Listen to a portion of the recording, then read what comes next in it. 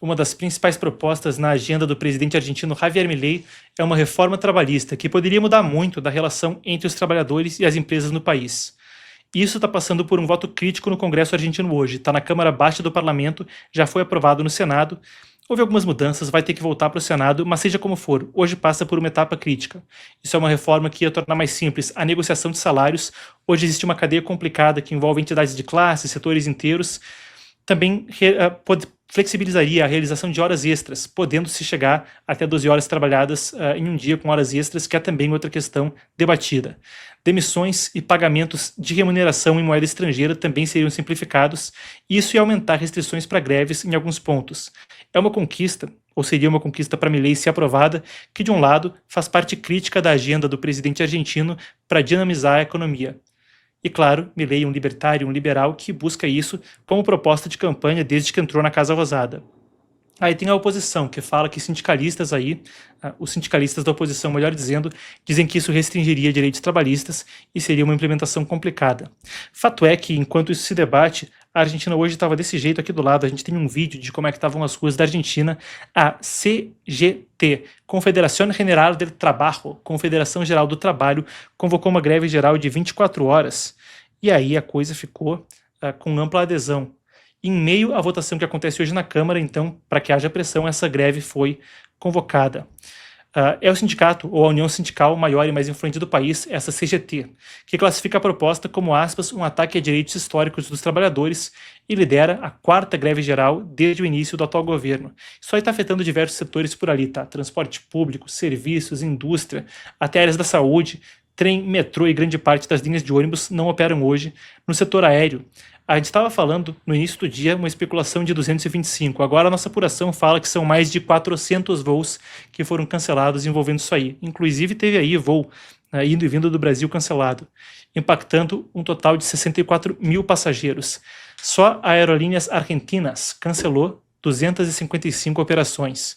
Em Buenos Aires e outras cidades, os manifestantes também se dirigem ao Congresso sob um forte esquema de segurança. Mas é uma coisa em menor escala, tá? A orientação geral ali é de que não haja protestos. Houve protestos anteriormente em outras votações relacionadas a essa reforma trabalhista. A orientação da CGT, a principal união sindical do país, é de que só não se trabalhe, de que as ruas fiquem vazias. Entretanto, alguns outros sindicatos organizaram pequenas mobilizações. Quando houve na semana passada um voto sobre isso no Senado argentino, chegou aí a ter cenas mais drásticas, aí, mais dramáticas, de confrontação com a polícia, etc. Creio que a gente tem até aqui. Essas são cenas, então, da semana passada, quando houve essa presença maior na frente do Congresso da Argentina. E aí eu quero conversar com vocês na sequência com o que a gente está vendo aqui do lado sobre, bem, os impactos econômicos da greve, que não foram pequenos. Então, do ponto de vista econômico, a greve pode custar caro. Segundo uma estimativa, vocês estão vendo aqui do lado, da Universidade Argentina da Empresa, UADE, e fonte do Ministério da Economia, esse prejuízo pode alcançar cerca de 700 bilhões, com B de bola, de dólares, não de pesos, de dólares, que é o equivalente a aproximadamente 1% do PIB do mês de fevereiro. E aí, as imagens que eu estava mostrando agora há pouco, essa aqui atrás, isso é de 12 de fevereiro, que foi o dia em que houve outra votação sobre essa reforma no Senado, que já foi marcada por tensão e confronto entre policiais e manifestantes. Para o Executivo, a aprovação da reforma nesse momento é estratégica, uma coisa que passa pelo campo político. O que está acontecendo agora é a votação, enquanto a gente fala, na Câmara, tem algumas alterações na Câmara e o texto vai ter que voltar para o Senado. Isso acontece num contexto no qual a leitura na imprensa argentina é de que Milei tem pouco tempo para implementar as grandes partes de sua reforma. Depois vai começar a se aproximar a próxima eleição argentina e aí vai se gerar o clima de que dá para empurrar isso com a barriga para ver se ele se reelege ou não. É uma coisa crítica para ele, afinal de contas, a dinamização da economia argentina era a prioridade quando ele entrou no governo. Quero agora ampliar e ir da notícia para análise para a gente pontuar algumas questões a respeito disso. Se na notícia anterior eu mencionava de passagem no final daquela análise, no Na Mira do Marcos de hoje, sobre como a América Latina envolvia-se num papel de destaque entre a disputa entre a China e os Estados Unidos, afinal de contas, não só recursos naturais, mas a proximidade com Washington geograficamente, etc., tornavam ela uma região central, conforme se discute um novo debate internacionalmente. A dinamização da economia argentina seria algo crítico. Poderia ser um início de uma mudança que acontece na legislação trabalhista também de outros países. E é um continente com legislação trabalhista rígida. Se a gente fala da CLT no Brasil, tem muitos países que enfrentam coisa parecida. E enquanto a gente pode falar a respeito de direitos trabalhistas e de uma vida confortável e digna para o trabalhador, também existe um debate que é complexo de navegar, mas que não pode ser dispensado.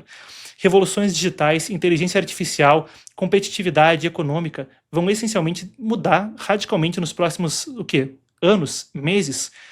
Muitos trabalhos que hoje existem podem deixar de existir. E conforme a economia global se renova, os debates que ora ocorrem sobre 8 horas e jornadas de trabalho podem se tornar rapidamente obsoletos. É uma região que está muito mais perto dos Estados Unidos do que a China, que está do outro lado do Oceano Pacífico. Entretanto, se for se tentar produzir a mesma coisa aqui que se produz lá e levar para Washington, mesmo com a proximidade tremenda que há comparativamente ao gigante asiático, o custo de fazer isso vai ser muito maior para o consumidor final nos Estados Unidos. É uma posição que essencialmente fecha mercados, desindustrializa o continente e o que agora acontece na Argentina, conforme esses debates sobre dinamização da economia se colocam em pauta, pode ser algo que impacta outros países da região e essencialmente coloca em debate algumas das questões nas quais eu toquei, incluindo reforma da economia global. Essencialmente, a imposição dessa agenda ou não também pode impactar na eleição do presidente Javier Milei, ou melhor dizendo, na reeleição dele no ano que vem.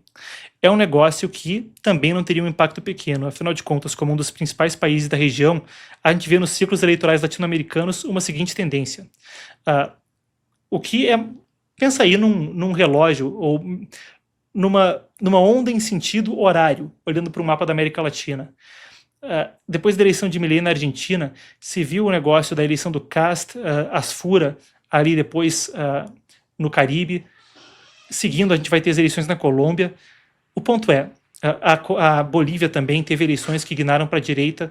E quando a gente pensa nisso, no Néstor Kirchner, voltando aí anos no passado, se vê uma onda parecida, na qual muitas vezes algumas das principais eleições da região acabam por ter um padrão de onda e levar o continente todo para um lado ou para o outro.